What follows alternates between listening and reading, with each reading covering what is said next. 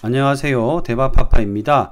미래에셋 글로벌 리츠 관련된 간단한 설명 드리도록 하겠습니다. 먼저 미래에셋 글로벌 리츠는 리츠 사상 첫 1000대1 초과한 돌파한 신기록을 갱신하였습니다. 그전 최고 기록은 얼마 전에 청약한 NH 오럴 리츠였죠.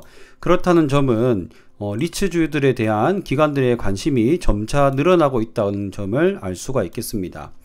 미래에셋 글로벌 리츠의 간단한 구조 기초자산들을 설명해 드리면, 먼저 이 글로벌 리츠에서 100% 지분을 갖고 있는 글로벌 리츠 1호에서 휴스턴에 있는 아마존 물류센터, 그리고 템파에 있는 이제 페덱스 그라운드 물류센터, 그리고 여기에 수익증권이라고 되어 있죠. 맵스 미국 17-1호라고 하는 펀드를 통해서 인디애나폴리스에 있는 페덱스 그라운드 물류센터를 가지고 있습니다. 이 미래에셋 글로벌 리츠는 물류시설과 데이터 센터 등 이런 시설들을 투자할 것이라고 계획을 밝혔는데요. 이제 그 이유가 바로 2020년도 섹터별 수익률에도 보시면 아시겠지만, 이 물류센터들이 전자상거래 매출액의 증가로 인해서 가장 수익률이 높았고 앞으로도 더 유망할 것이라고 보고 있습니다. 그렇기 때문에 이 물류 섹터 리츠의 성장성에 베팅을 한다라고 보시면 되겠고, 제가 생각했을 때도 굉장히 좋은 선택이라고 저는 생각이 들었습니다. 아까 말씀드린 기초 자산들을 보시면 여기 커다랗게 세 군데가 보이시죠? 이 세 군데의 기초 자산들은 모두 100% 임차가 완료되었고요. 이 임차인들이 굉장히 유명한 아마존과 페덱스입니다. 또한 남은 기간이 10년 이상이 다 있고요. 또한 임대료 상승이 고정이 되어 있습니다. 이제 시간이 지날수록 임대료가 상승할 것을 보장받고 있기 때문에 가치가 더욱더 상승할 것이라 보고 있습니다. 첫 번째, 이 아마존 휴스턴에 있는 아마존 물류센터는요, 이 로봇을 활용한 자동화 물류센터라고 합니다. 이 자동화 물류센터는 결국엔 시설 투자 비용이 큰데요. 그렇다는 점은 아마존이 여기에 잘 해놓은 시설 투자 비용을 뽕을 뽑을 때까지 계속 임차를 할 가능성이 높다라고 생각이 됩니다. 그래서 아마존이 나갈 가능성이 적지 않나 생각이 되고요. 그렇기 때문에 연장 옵션을 활용하면 최대 2052년까지 연장이 가능하기 때문에 굉장히 안정성이 있는 물류센터다라고 보실 수 있겠습니다. 역시 임차인이 부동산세와 관리비, 보험료까지 부담하는 굉장히 좋은 임대 형태라고 보아집니다. 또한 이 지역이요, 10년간 인구가 가장 많이 늘어난 지역이라고 합니다. 결국에 인구가 많다는 점은 배송 수요라든지 그런 것들이 많기 때문에 더욱더 유명한 물류센터라고 보실 수 있겠습니다. 두 번째 기초자산인 페덱스 템파에 있는 물류센터입니다. 여기도 플로리다 주인데요. 플로리다 주는 인구수 3위고, 그리고 플로리다 주에서 두 번째로 큰 광역 도시라고 합니다. 또한 여기가 날씨도 좋기 때문에 인구도 많고 날씨도 좋은 이 지역에 주요 기업들이 이전하고 있기 때문에 앞으로도 물류 배송 수요가 많을 것이라고 보고 있고, 역시 계약도 마찬가지고 최대 만기 기간도 굉장히 긴 편입니다. 세 번째는 펀드로 투자하고 있다는 이제 페덱스 그라운드 인디애나폴리스 물류센터입니다. 한국 물류센터이기 때문에 면적이 굉장히 크고요.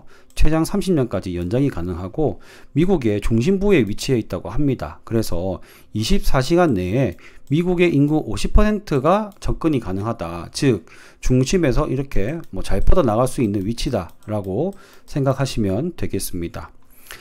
아마존 같은 경우에는 임차인이 굉장히 우량하다는 점 다 아시고 계실 거고요. 페덱스 같은 경우에는 페덱스 코퍼레이션을 많이 생각하실 수 있는데, 이 페덱스 그라운드는 코퍼레이션 안에 있는 자회사 중에 하나다. 그 중에서 페덱스 코퍼레이션 매출의 약 35%를 차지하고 있으며 점점 매출액이 늘어나고 있는 중요한 자회사라고 볼 수가 있겠습니다. 그리고 미래에셋 글로벌 리츠를 다른 리츠들과 비교한 표인데요. 여기에 보시면 운용 규모라든지, 그리고 목표 수익률, 임대 기간, 임차인 네임 밸류 등을 봤을 때 굉장히 매력적이라고 볼 수가 있겠습니다. 또한 여기 나와 있는 이 목표 수익률은 공모가인 5,000원을 기준으로 했기 때문에 현재 나와 있는 다른 리츠들이 대부분 5,000원 위에 가격이 형성되고 있죠. 그렇다는 점은 여기에 나와 있는 목표 수익률보다 조금 더 낮게 떨어질 것이다 라고 보는 것이 합당할 것입니다. 그렇기 때문에 현재 공모하는 이 5,000원 가격에 미래에셋 글로벌 리츠는 굉장히 매력적이다 라고 판단이 됩니다. 아까 말씀드린 대로 여기 계약되어 있는 물류센터들이 임대료 상승이 확정이 되어 있습니다. 계약서상으로 확정이 되어 있거든요. 그러면 이 확정된 금액을 가지고 매각을 하게 되면 수익률이 올라가기 때문에 매각 대금도 올라갈 것이다 라고 보는 것이죠. 그러면 10년 후 매각 시에 자산 가치가 증대할 것이라는 것은 확정이다 라고 이야기를 해주고 있습니다.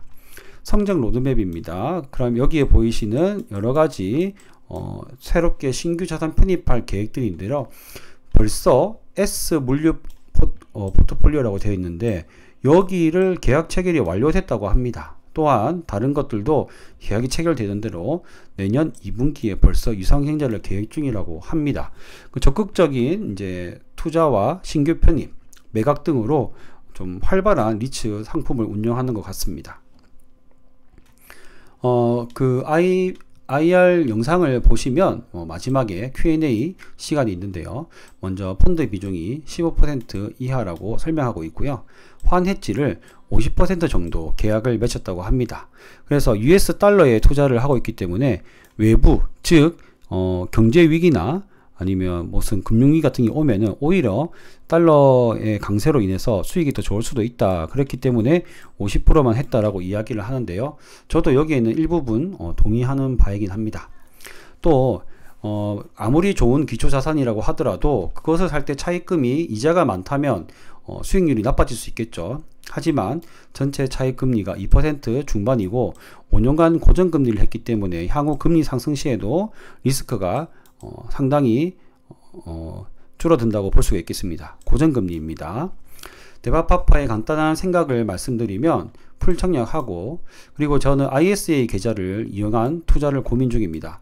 대바파파의 ISA 계좌가 지금 다 차 있거든요. 1년간 2천만원까지 납입이 가능한데 지금 올해는 다 차 있기 때문에 이제 대박마마도 요거를 하나 개설을 해서 ISA 계좌로 요거 상장하면 좀 더 살까 고민 중에 있습니다.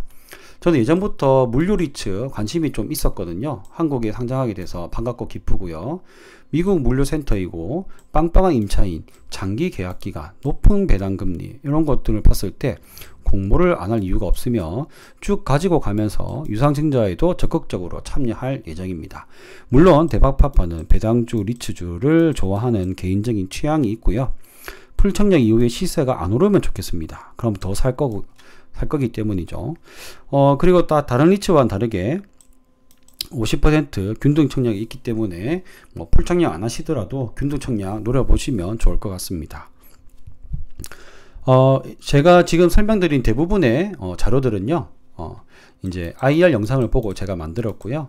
자세한 내용과 설명은 저보다 훨씬 전문가이신 IR 영상을 한번 보시면 좋을 것 같습니다. 감사합니다. 대박파파였습니다.